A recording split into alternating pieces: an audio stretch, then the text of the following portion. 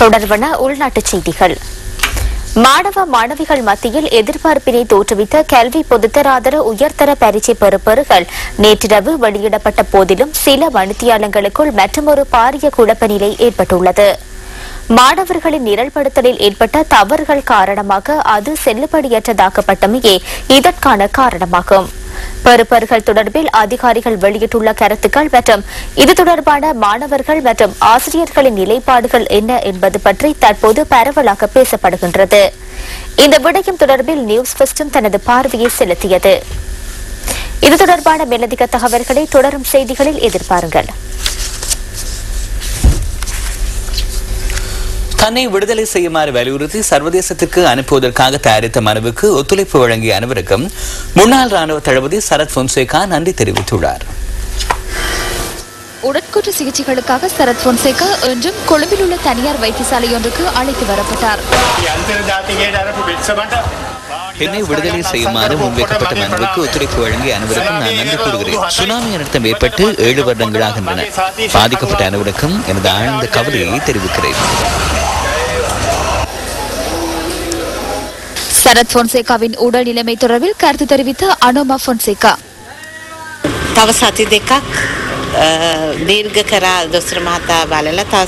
இன்னும் 2 வாரங்களின் பின்னர் மீண்டும் சிகிச்சை பெற்றுக் கொள்ள வேண்டும் என வைத்தியர் தெரிவித்தார். தொடர்ந்து சிகிச்சை நடைபெறும். அத்துடன் நுரையீரல் தொடர்பில் டாக்டர் வஜ்ர தென்னகோன் பார்வையிட்டு வருகின்றார்.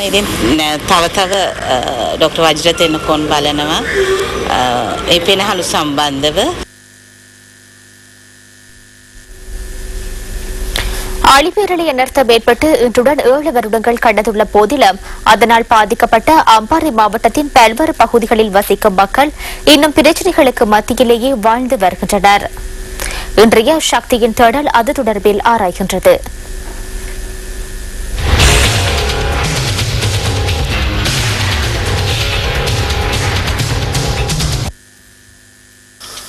அம்பாறை மாவட்டத்தில் ஆழிப்பேரலை அனர்த்தத்தினால் தமது இருப்பிடங்களை இழந்த மக்களுக்காக அரசு சார்பற்ற நிறுவனங்களினால் பல வீடமைப்பு திட்டங்கள் ஆரம்பிக்கப்பட்டன. இருப்பினும் அவற்றில் சில திட்டங்களுக்காக அரசாங்கம் காணிகளை ஒதுக்கியுள்ள முறை தொடர்பில் சிக்கல்கள் ஏற்பட்டுள்ளன. தமது ஜீவனோபாய தொழில்கள் உள்ளிட்ட முக்கிய விடயங்களை கைவிட்டு புதிய வீடுகளில் குடியேற வேண்டிய நிலை சிலருக்கு தோன்றியது. சுனாமி அனர்த்தத்தினால் பாதிக்கப்பட்டவர்களுக்கு சவுதி அரேபிய அரசாங்கத்தின் உதவியுடன் 2008ஆம் ஆண்டில் தீக்கபாபி நுரைச்சோரியில் நிர்மாணிக்கப்பட்ட இந்த வீடுகளை வழங்கும் பணிகள் இதுவரை நிறைவடையவில்லை. இந்த வீடுகளை வழங்கும் நடவடிக்கையில் இடம்பெற்ற மோசடி தொடர்பாக முன்வைக்கப்பட்ட முறைப்பாடு ஒன்றை விசாரணைக்கு எடுத்துக்கொண்ட உயர்நீதிமன்றம் மாவட்ட மக்களின் சராசரி சனத்தொகையின் அடிப்படையில் காணி கச்சேரி ஒன்றை நடத்தி அவற்றை வழங்கும் நடவடிக்கைகளை முன்னெடுக்குமாறு 2009ஆம் ஆண்டு ஜூன் மாதம் உத்தரவிட்டது. நீதிமன்ற உத்தரவின்படி இந்த வீடுகளை வழங்க உரிய அதிகாரிகள் இதுவரை நடவடிக்கை எடுக்கவில்லை. இவ்வாறானதொரு பின்னணியில் சிரேஷ்ட அமைச்சர் பி தயாரத்ன அம்பாறை மாவட்டத்தில் சுனாமி வீட்டு தொகுதிகளை வழங்கும் போது எழுந்துள்ள பிரச்சினை தொடர்பில் தேடலின் ஊடாக வெளிப்படுத்தினார். சுனாமியால் அதிகளவு பாதிக்கப்பட்டவர்கள் இன்னும் வீடுகளின்றி உள்ளனர். அவ்வாறானதொரு நிலை இல்லை. ஒரே குடும்பத்தில் உள்ள 4-5 பேருக்கும் வெவ்வேறு வீடுகள் வழங்கப்பட்டுள்ளன. கிராம உத்தியோகத்தர்கள் 3-4 வீடுகளை எடுத்துள்ளனர். அவர்களின் உறவினர்களுக்கும் வழங்கப்பட்டுள்ளன. ஆனால் இவர்கள் அனைவரும் சுனாமியால் பாதிக்கப்பட்டவர்கள் அல்ல. பாதிப்பு ஏற்பட்ட இடத்தில் இருந்து நீண்ட தூரம் இருந்தவர்களுக்கு வீடுகள் வழங்கப்பட்டுள்ளன. அம்பாறையில் சுனாமியின் பின்னர் இஸ்மாயில்புரம் கிராமத்தில் உள்ள வீடுகள் ஏன் கைவிடப்பட்டுள்ளன என்பதனை ஆராயும் போது அமைச்சரின் கருத்து உண்மை என்பது உறுதியாகிறது. இது கிராமத்தில் 193 குடும்பங்கள் குடியேற்றப்பட்ட போதிலும் அதில் 100 குடும்பங்களுக்கு கல்முனையில் மாடி வீட்டு திட்டத்தின் மூலம் வீடுகள் வழங்கப்பட்டுள்ளமையால் அவர்கள் அந்த வீடுகளை கைவிட்டு சென்றுள்ளனர். சாய்ந்தமருது பகுதியில் அமைக்கப்பட்ட பொலிவேரியன் கிராம வீடமைப்பு திட்டமும் சுனாமியால் வீடுகளை இழந்த மக்களுக்கானதாகும். இவ்வாறு வீடுகள் அமைக்கப்பட்ட போதிலும் சுனாமி வீடுகளை வழங்கும் அரசு அதிகாரிகளின் முறையற்ற செயற்பாடுகள் காரணமாக உண்மையாகவே சுனாமியால் இடம்பெயர்ந்த அநேக மாணவர்களுக்கு அதன் பிரதிபலன்கள் சென்றடைவதில்லை. இந்நிலையில் சுனாமி பேரழிவு ஏற்பட்டு இன்றுடன் 7 வருடங்கள் கடந்துள்ள நிலையிலும் சாய்ந்தமருது பிரதேசத்தில் 54 குடும்பங்கள் இன்னும் முகாம் வாழ்க்கையில் இருந்து விடுபடவில்லை.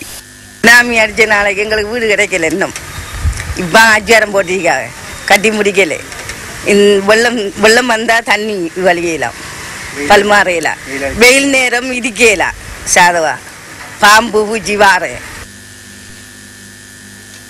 உறவினர்களுக்கு மத்தியில் சுனாமி வீடுகள் பகிர்ந்தளிக்கப்படுவதற்கு முற்றுப்புள்ளி வைத்து கடந்த 7 வருடங்களாக அல்லர்களுக்கு மத்தியில் நாட்களை நகர்த்தி வரும் மக்களுக்கு வீடுகளை வழங்க அடுத்த சுனாமி நினைவு தினம் வரும் வரை காத்திருக்க வேண்டுமா? அம்பாறை மாவட்ட அபிவிருத்தி குழுவின் தலைவரே, இது உங்களின் கவனத்துக்கு.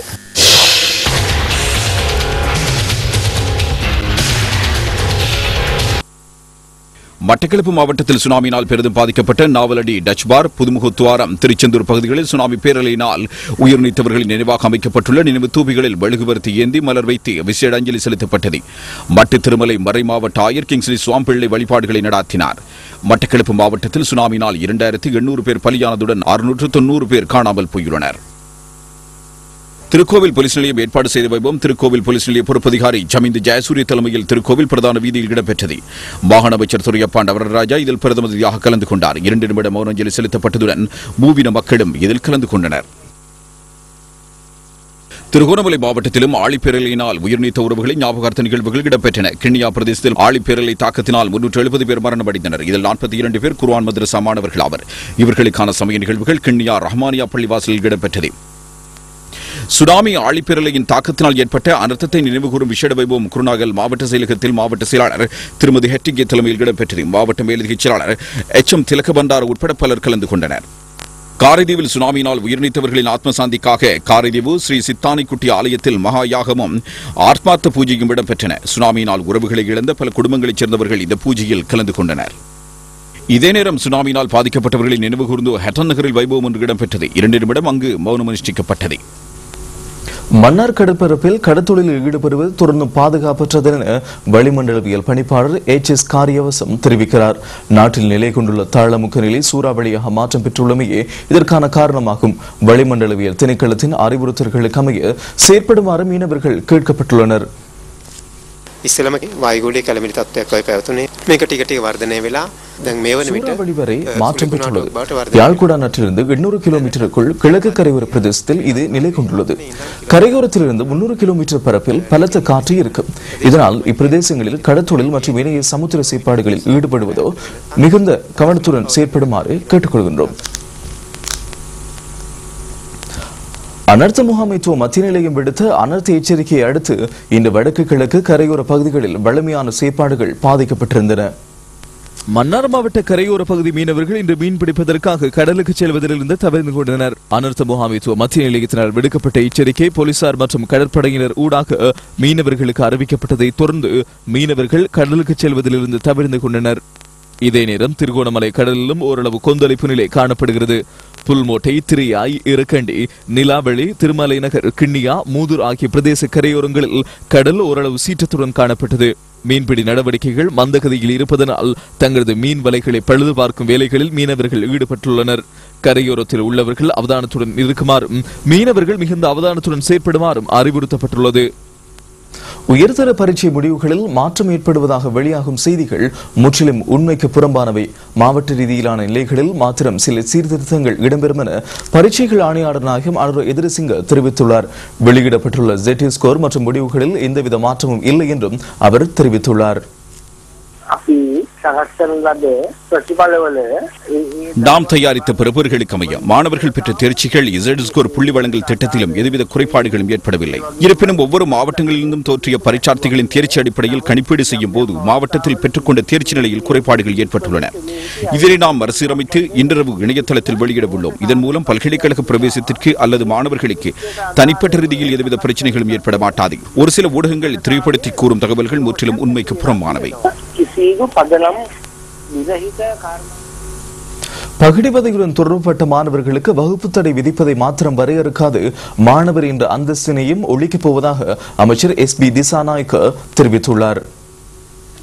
ருஹுணு பல்கலைக்கழகத்தில் மனிதாபிமானமற்ற முறையில் பகடிவதைக்கு உட்படுத்தப்பட்டு கொழும்பு தேசிய வைத்தியசாலையில் சிகிச்சை பெற்று வரும் மாணவியின் சுகநலங்களை கேட்டறிய அமைச்சர் இன்று தேசிய வைத்தியசாலைக்கு வருகை தந்தார்.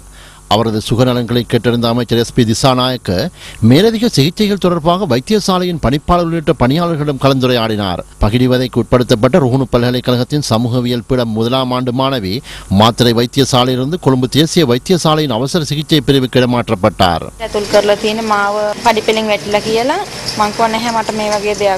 படிக்கட்டிலிருந்து வீழ்ந்ததாக கூறியே வைத்தியசாலையில் என்னை அனுமதித்தனர். அவ்வாறு இடம்பெறவில்லை. என்னை தள்ளியமையினால் நான் விழுந்ததனால் எனக்கு இந்த நிலைமை ஏற்பட்டதாக நான் வைத்தியசாலையில் தெரிவித்தேன். சம்பவம் இடம்பெற்ற வேளையில் நான் நினைவிழந்திருந்தேன். எதுவும் எனக்கு தெரியாது. மாத்தறையிலிருந்து கொழும்பு தேசிய வைத்தியசாலைக்கு இடமாற்றம் செய்தார்கள். நான் 5 நாட்களாக வைத்தியசாலையில் தங்கியுள்ளேன். இவ்வாறான மனிதநேயமற்ற விடயங்கள் பல்கலைக்கழகங்களில் இடம்பெறக்கூடாது என்பது எனது கருத்தாகும். இது உடன் நிறுத்தப்பட வேண்டும். ஓரிருவரின் செயற்பாட்டுக்காக சகலரையும் குற்றம் சாட்ட முடியாது. ஓரிருவருக்காக சகலர் மீதும் பழி சுமத்த நான் தயாரில்லை. இது முழுமையாக நிறுத்தப்பட வேண்டும் என்பதே எனது இறுதி எதிர்பார்ப்பாகும்.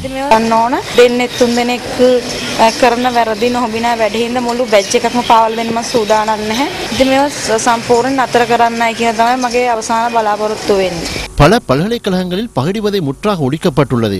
பேராதனை மற்றும் ருஹுணு பல்கலைக்கழகங்களிலிருந்தும் இதனை துரிதகதியில் ஒழிக்கப் போவதாக உயர்கல்வி அமைச்சர் தெரிவித்துள்ளார். சகல பல்கலைக்கழகங்களிலிருந்தும் இந்நிலைமை முற்றாக ஒழிக்கப்பட்டுள்ளது. பல்கலைக்கழக நிர்வாகம், பல்கலைக்கழக வேந்தர், உபவேந்தர் செனட் சபையின் கீழ் கொண்டுவரப்பட்டுள்ளது. இவ்வாறான பல்கலைக்கழகங்கள் துரிதமாக முன்னேற்றமடைந்து செல்கின்றன. பல்கலைக்கழக மாணவர்கள் சுதந்திரமாக எமது செயற்பாடுகளை முன்னெடுக்கின்றனர். வாசிக சாலைக்கு செல்கின்றனர். ஆங்கில மொழியை பயன்படுத்துகின்றனர். இவ்வாறான ஒரு சூழல் பல்கலைக்கழகங்களில் ஏற்பட்டுள்ளது. பேராதனை மற்றும் ருஹுணு பல்கலைக்கழகத்தில் உள்ள நிலைமைகளை எதிர்வரும் காலங்களில் எமக்கு மாற்றியமைக்க முடியும். இந்த மாணவியின் சம்பவத்துடன் தொடர்புபட்ட பிரதான மாணவிக்கு வகுப்பு தடை விதிக்கப்பட்டுள்ளது. இந்த சம்பவத்துடன் தொடர்புபட்ட ஏனையோர் தொடர்பான தகவல்களும் பெறப்படுகின்றன. வகுப்பு தடை மாத்திரமன்றி இவர்களின் மாணவர் அந்தஸ்தையும் முழுமையாக ஒழித்து அவர்களை பல்கலைக்கழகங்களிலிருந்து இடைநிறுத்துவது என்பது நோக்கமாகும்.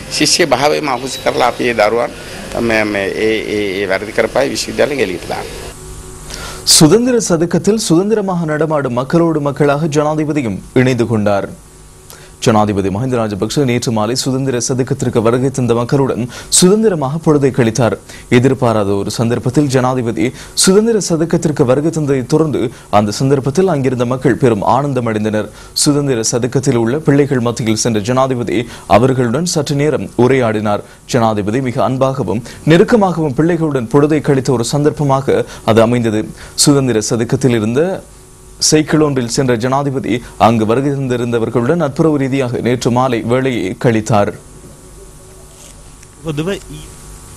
தங்காலை பிரதேசத்தில் உல்லாச பயண ஹோட்டல் ஒன்றில் வெளிநாட்டு பிரஜை ஒருவரை கொலை செய்த சம்பவத்துடன் தொடர்புடைய இருவர் போலீசாரிடம் சரணடைந்துள்ளதாக போலீஸ் அத்தியட்சகரும் போலீஸ் ஊடக பேச்சாளருமான அஜித் ரோஹன தெரிவித்துள்ளார்.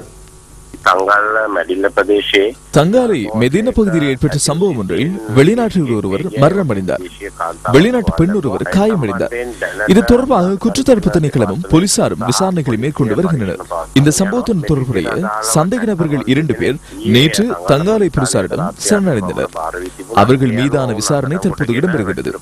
சந்தேக நபர்கள் தப்பிச் சென்றவே நேற்று தங்காலை வித்தானந்தனிய பிரதேசத்தில் கைப்பற்றப்பட்டது.